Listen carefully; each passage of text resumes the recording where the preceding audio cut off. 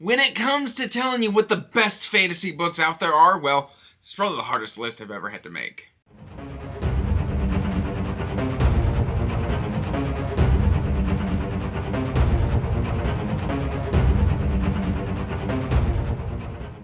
Hey everyone, welcome back to Andrew's Wizardly Reads, and today, guys, we are doing the top 5 fantasy books that I have ever read. These are books that I consider to be perfect. But before we get into that, please like this video and subscribe to the channel, as it does help the channel grow, and you can check the description box down below for links to all of my social media, including information about my Patreon if you want to help support what I do here. Your support is always greatly appreciated. It helps this channel grow and improve, and I just want to give a huge thank you to all of my patrons.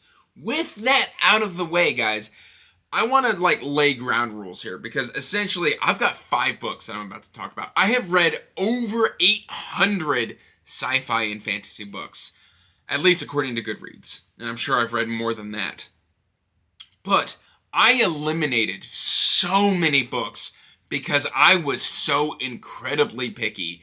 If I felt elements hadn't aged well, it wasn't kind of included in the list. We're looking at you, Wheel of Time.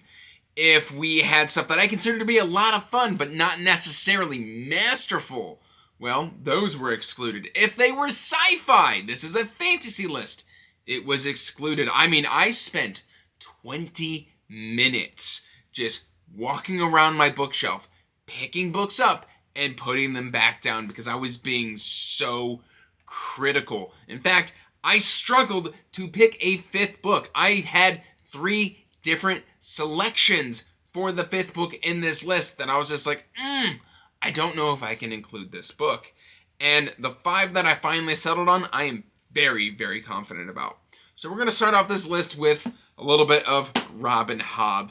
And this is probably the most perfect of the Hobb books of the Realm of the Elderlings. And I am going to hold up Royal Assassin. This is book number 2 in the Farseer trilogy.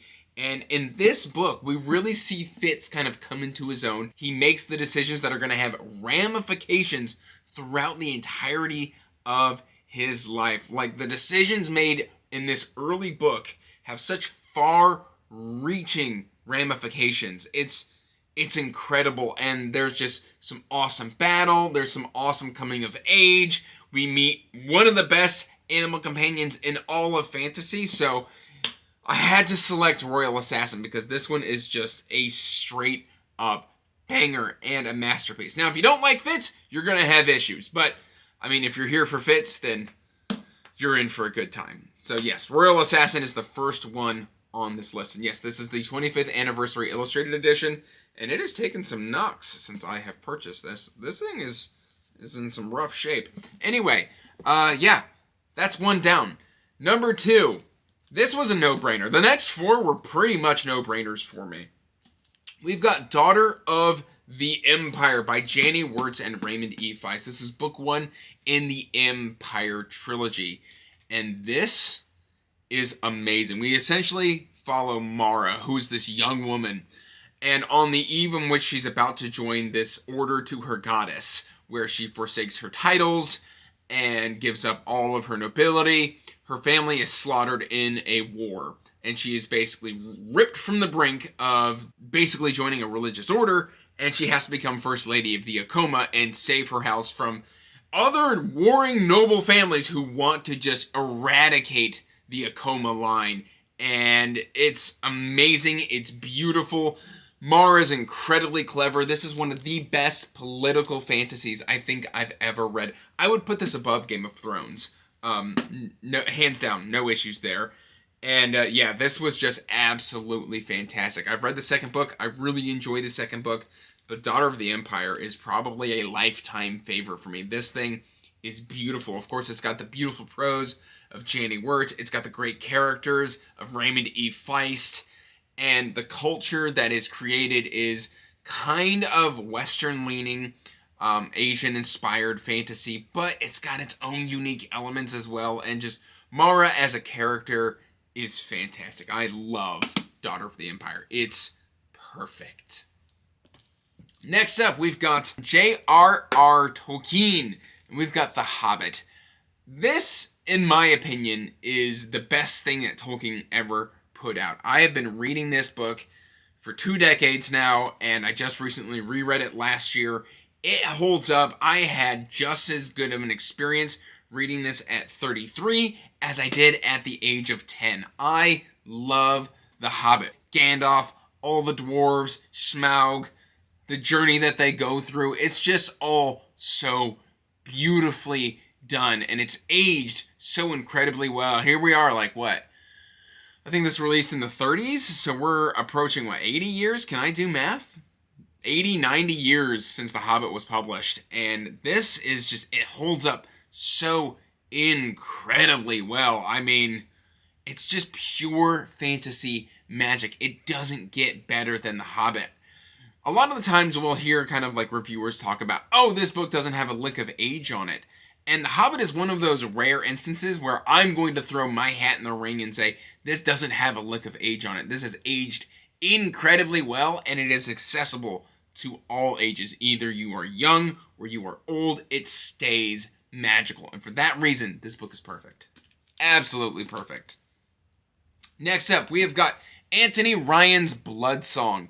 I love this book so much. Valen Alsorna. It's got Battle School. It's got demons from another dimension. It's got war. It's got coming of age. It's got young men making mistakes. It's got Motley Crue. It's got all of these fantastic elements and an original fantasy magic system that is just a hair on the softer side.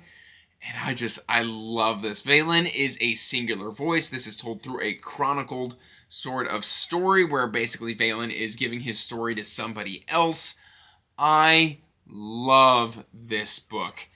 The rest of the trilogy probably would not be considered perfect, but very good. But Bloodsong in itself is just such an amazing novel. I have nothing but praise for this book. It is so incredibly good. The pacing, the characterization, the stakes, the tension, all beautifully balanced into just a symphony of fantasy goodness.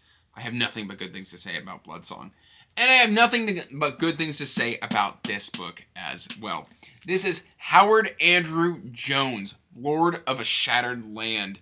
This is Hannivar Chronicles, book number 1. It is a modern sword and sorcery that is just breathing life back into an entire, almost forgotten genre of fantasy, and it is done beautifully. This is also done in the chronicle style, but it's like a tongue-in-cheek sort of chronicle style, because basically the chronicler is having his chronicles updated by newer generations. They're going back and they're zhuzhing up these chronicles to be pushed out to new readers. And I kind of feel like it's just saying, hey, sword and sorcery isn't dead yet. And then we've got all the stakes, because there's so many messages in here. There's equality, there's love of people, there's love of country, there's duty. Hannivar is such an amazing, amazing character. This is basically a bunch of short stories told in a linear fashion, and it's just, I don't want to spoil this. I've got a full spoiler review for this one where I gushed about Lord of a Shattered Land, but Hannivar is just this noble, honorable, but dangerous older general who has fallen from grace. An entire nation is shaking in their boots at Hannivar's name, and he's a general without an army. The fact that he's still around and kicking, despite the fact that they thought he was gone, is enough to scare an emperor and an entire nation to the point where they feel the need to stop him. This is so incredibly good. And frankly, like, despite what Hannivar has been through, everybody assumes, oh, this man wants vengeance. It's not the case at all. He just wants to save what's left of his people so that he can preserve his homeland and his people. And there's just nothing but love coming from Hannivar. And I absolutely love this book. And frankly, my jaw dropped when I started reading it.